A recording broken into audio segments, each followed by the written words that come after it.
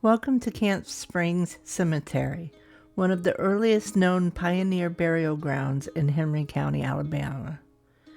Nearly 480 souls rest here, men, women, and children whose stories stretch back to the 1850s. We're here to meet the founding families who didn't just live in this part of Alabama, they built it. But you know how it goes with places this old. History isn't the only thing that lingers. There are always whispers, quiet ones, local legends, strange feelings, and maybe a few spirits who decided they weren't quite ready to leave. So today we're going to read the stories etched into these stones and listen closely to what this historic Alabama cemetery has to say. But before we go looking for ghosts, you have to understand the people. Camp Springs Cemetery isn't just a field of headstones. It's a living record of Henry County, written in marble and granite. It's historically connected to Camp Springs Baptist Church just down the road, and its story really takes shape in the mid-1800s when pioneer families were carving new lives out of the Alabama wiregrass. Henry County itself was officially formed on December 18, 1819, just days after Alabama became a state. It was named for the fiery revolutionary Patrick Henry, and settlers from Virginia, Georgia, and the Carolinas poured in, looking for land, opportunity, and a fresh start. Many of the names you see here, Applin, Blackshear, Coker, Culpeper, Davis, Armstrong, belong to those early families. Their roots run deep, and their final resting places are right here. The earliest documented burial commonly cited as Melcha Dennis Waller, who passed away in 1852. Think about that for a moment. This was before the Civil War, when this part of Alabama was still very much the frontier. Every stone here represents a family that endured hardship, celebrated joy, and laid their loved ones to rest in this soil. Walking through Camp Springs feels like stepping through time. The oldest stones are simple and worn smooth, weathered by nearly 2 centuries of Alabama's sun and rain. As you move forward through the cemetery, the markers grow more detailed and ornate, quietly reflecting how the community itself grew and prospered. Here's a large section of the Blackshear family.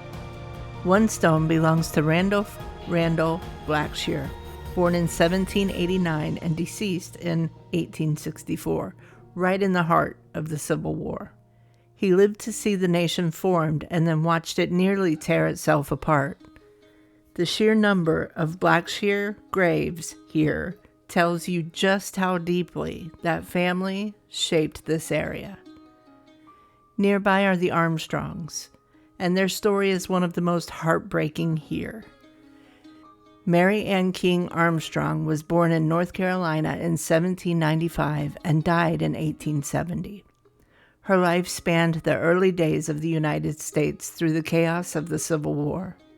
2 of her sons, George and Augustus, were killed at the Battle of Seven Pines in Virginia. Another son, Andrew Jackson Armstrong, was captured and spent the remainder of the war as a prisoner. Imagine the grief carried by that family. All of it, loss, fear, endurance, is written into this small plot of ground. You also can't miss the graves of children. Amanda A. Allen, who died in 1882 at just 1 year old. An infant daughter of the Burnham family, marked by a tiny stone. And then there are the unmarked graves, simple depressions in the earth. Their names may be lost, but they are not forgotten.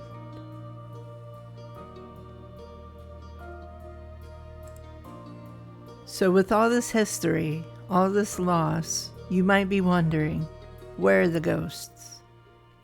Alabama has no shortage of famous haunted cemeteries. There's Maple Hill Cemetery, known for its phantom rocking chair, and the so-called Dead Children's Playground. There are reported spectral soldiers at Fort Morgan, and tragic legends tied to Bladen Springs Cemetery. But Camp Springs? Here's the interesting part. There are no widely documented ghost stories, no famous apparitions, no lady in white, and honestly, that silence says a lot. The absence of a famous ghost doesn't mean this place isn't haunted. It just means the haunting here is quieter.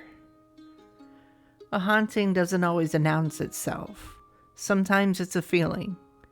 The stillness when the sun dips behind the trees. The sudden weight in your chest as you realize how many lives ended here. Standing among nearly 500 souls, it's hard not to feel like you're in the presence of something. The real haunting of Camp Springs is memory. The grief of parents who buried children. The fear of soldiers who never came home. The hope of pioneers who built everything from scratch. Those emotions linger. They soak into the soil. They cling to the old trees standing watch over these graves. Maybe the spirits here are at peace. Or maybe their stories are so deeply woven into this land that they don't need to shout to be heard. You just have to listen. Before we leave, there's one last marker I want to show you, because it ties this quiet rural cemetery to the wider world. This memorial honors William J. Coker, who was lost at sea off the coast of Okinawa on September 17, 1945, during the uneasy days just after World War II had officially ended. He was a world away from the peaceful fields of Henry County when he made the ultimate sacrifice. This stone ensures his connection to this place and his story are never forgotten. From Melchior Waller's burial in 1852 to William Coker's memorial in 1945, Camp Springs Cemetery quietly tells the story of the American experience through one small community. Camp Springs Cemetery may not have blockbuster ghost stories, but it carries a deep, quiet power. The pioneers, the soldiers, the families who shaped Henry County, they're all still here. In the names, in the stones, in the silence. Preserving places like this isn't just about maintaining an old graveyard. It's about honoring the foundations our lives are built on. What stories do your local cemeteries hold? Are there forgotten pioneers or quiet places that deserve to be remembered? Let me know in the comments. I read every one, and your story might just become my next stop.